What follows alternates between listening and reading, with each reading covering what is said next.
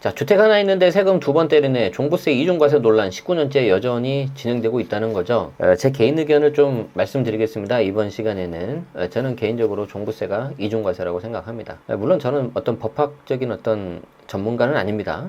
물론 뭐 조세법 전공으로 법학 전문 법무대학원 나오긴 했지만 저는 아주 그냥 평범한 사람이고요. 훨씬 더 전문가분들이 많이 계시는데 가끔 그런 생각이 들어요. 이게 너무 어렵고 복잡하다고 다 좋은 거냐? 심플하게 보자는 거죠. 마치 뭐랑 같냐면 요거.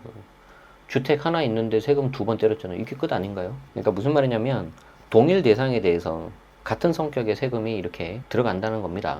어떤 내용인지 제 말이 아니고 우리 다른 교수님들 의견을 한번 좀 보도록 하겠습니다. 매일경제에서 6월 1일자 올린 기사고요. 이희조 기자님, 한상원 기자님이 이렇게 하셨네요. 자, 볼게요. 종부세가 합헌이라는 헌재 결정에도 불구하고 국민들의 반감이 거센 이유 중 하나는 이제 이 국민 중에 이제 저 같은 사람이 있는 거죠. 재산세와 이중과세 논란 때문이다. 오늘은 여기에 대해서 좀 보도록 할 텐데, 현행 부동산 보유세는 종부세와 재산세가 있습니다. 종부세는 국세, 이제 국가 정부에서 관리를 하고 있고요. 재산세는 지자체에서 하고 있습니다. 중앙정부는 종부세를 걷어서 부동산 교부세라는 이름으로 각 지방자치단체에 나눠줘요. 그러니까 이제 지역 발전 균형 있게 좀 이뤄보자 해가지고 과거 노무현 정부 때 만들어진 거죠. 이와 달리 재산세는 징수가 이루어진 지역에서만 쓰인다. 그러니까 서울 지자체에서 거두면 서울에서만 쓰는 거고요. 저기 경상도 지자체에서 하면 경상도, 전라도면 전라도 이런 식으로만 한다는 겁니다. 종부세는 지난 2005년 노무현 정부 때 도입이 됐는데 재산 보유액에 따라서 세금 부담이 누진적으로 늘어나게 하자. 그래서 부동산 세제 개편을 발표하고 재산세와 별도로 종부세를 걷기 시작했는데 이때부터 이중과세라는 비판이 나왔죠. 자, 종부세와 재산세는 부동산 보유에 대해서 세금을 물린다는 점에서 과세 취지가 동일하고 이중과세 논란은 물론 중앙정부와 지자체가 유사한 업무를 이중 수행해서 행정력이 낭비된다는 지적도 이어졌다. 그래서 실제 실무할 때 보면은요, 물론 제가 직접 실무 안 했는데 하시는 분들을 보면은 A라는 아파트나 주택에 재산세가 부과가 되잖아요. 그러면 그 재산세 부과된 걸 보고 종부세가 그대로 따라갑니다. 재밌는 게 뭔지 아세요? 오피스텔입니다. 자, 오피스텔을 만약에 내가 주택분 재산세가 부과가 되잖아요. 그럼 얘는 주택으로 봐서 주택 종부세가 들어가요. 즉 주택수가 3주택 이상이고 과표 12억 초과되면 종부세 중과세를 들어가 버려요. 그런데 그 오피스텔이 만약에 업무용 재산세가 들어가잖아요. 그러면 비록 전입신고돼 있고 주거용 쓴다 하더라도 종부세에서 주택수 빠져가지고 상가로 빠집니다.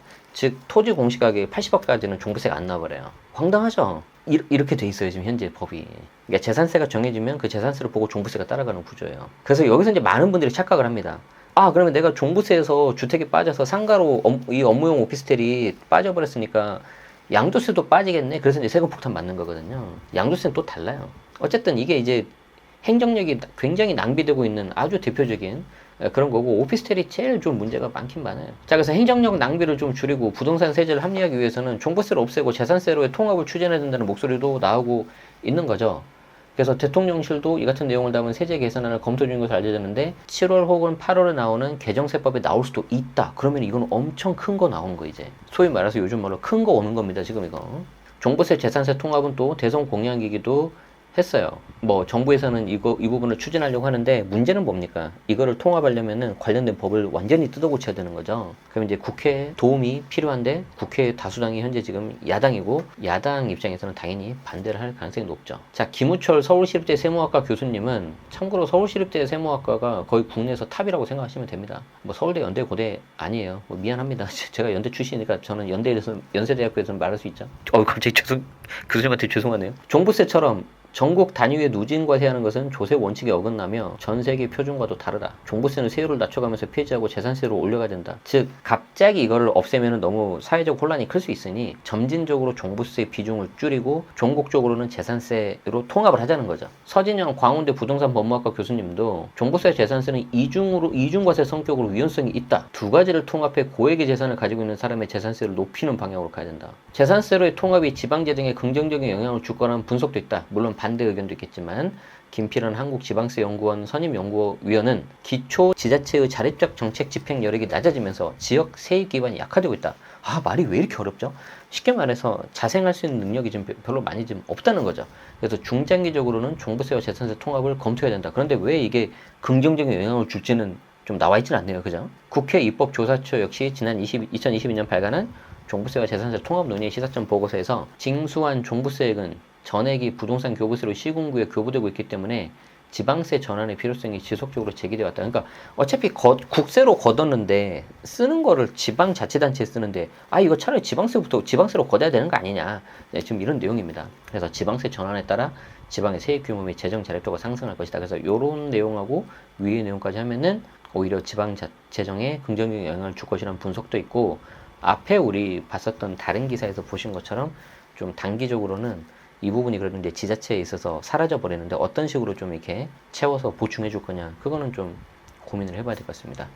이제 계산 과정을 보면 종부세 과표를 구하고요. 거기서 이제 세액을 구한 다음에 재산세에서 나온 세액을 빼주니까 이중과세가 아니다라고 해서 이렇게 이어지고 있는데, 아까 또 말씀드린 것처럼 과세 대상 물건이 하나 있는데 여기에 대해서 같은 성격의 부유세가 재산세 나오고 종부세 나오고 두 번 때리잖아요. 심플이스 베스트라니까요. 너무 어렵게 말장난 저는 잘 모르겠고요.